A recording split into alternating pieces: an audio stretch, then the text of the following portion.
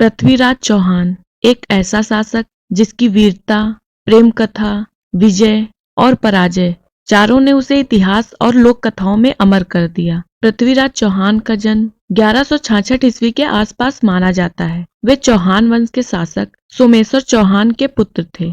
उनकी राजधानी अजमेर थी। बचपन से ही उन्हें युद्ध कला, राजनीति और शास्त्रों की शिक्षा दी गई। 1177 के आसपास पिता की मृत्यु के बाद कम उम्र में ही पृथ्वीराज ने अजमेर की गद्दी संभाली। कुछ समय के बाद उन्होंने दिल्ली पर भी अधिकार कर लिया, जिससे उनका साम्राज्य और मजबूत हुआ। लोक कथाओं के अनुसार जयचंद की पुत्री संयोगिता पृथ्वीराज से प्रेम करती थी।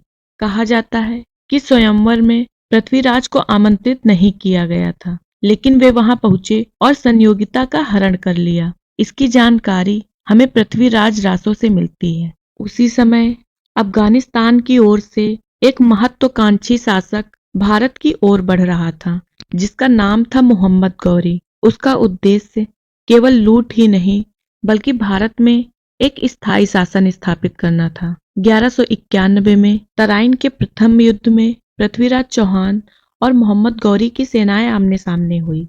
इस युद्ध में राजपूत सेना ने भीषण पराक्रम दिखाया। इतिहासकारों के अनुसार गौरी घायल हुआ और युद्ध हार गया और पृथ्वीराज चौहान ने उसे बंदी बनाकर छोड़ दिया।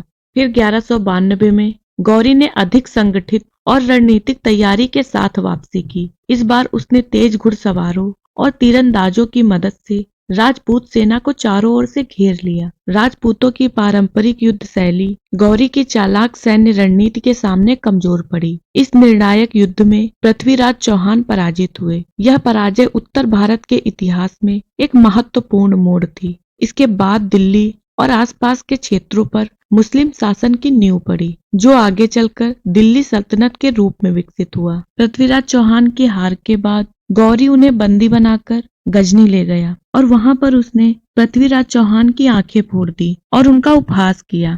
गौरी ने पृथ्वीराज चौहान को दरबार में तीरंदाजी का प्रदर्शन करने के लिए कहा और उसी समय पृथ्वीराज चौहान के कवि चंदबर दाई ने एक दोहा कहा, 4 बांस 24 गज अंगुल अष्ट प्रमाण, ता ऊपर सुल्तान है मत चूको चौहान। इस दोहे का अर्थ था 4 बांस 24 गज 8 आंगुल ऊपर, यानी कवि ने दूरी और ऊंचाई का सटीक माप शब्दों में बता दिया। और तब अंधे होने के बावजूद पृथ्वीराज चौहान ने आवाज और संकेत के आधार पर तीर चलाया, जो कि सीधे गौरी को लगा। लोक कथाओं के अनुसार इसके बाद पृथ्वीराज और चंदबर दाई दोनों ने आत्म बलिदान दे दिया। पृथ्वीराज चौहान का जीवन केवल एक राजा की कहानी नहीं, बल्कि वह उस युग का दर्पण है जहां वीरता तो थी, परंतु एकता का अभाव था। तराइन की पराजय ने एक साम्राज्य को समाप्त किया, लेकिन एक नाम को अमर कर दिया। पृथ्वीराज चौहान सिर्फ एक राजा नहीं थे, वे उस युग के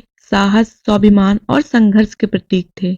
इतिहास उन्हें आखिरी महान राजपूत सम्राट कहता है।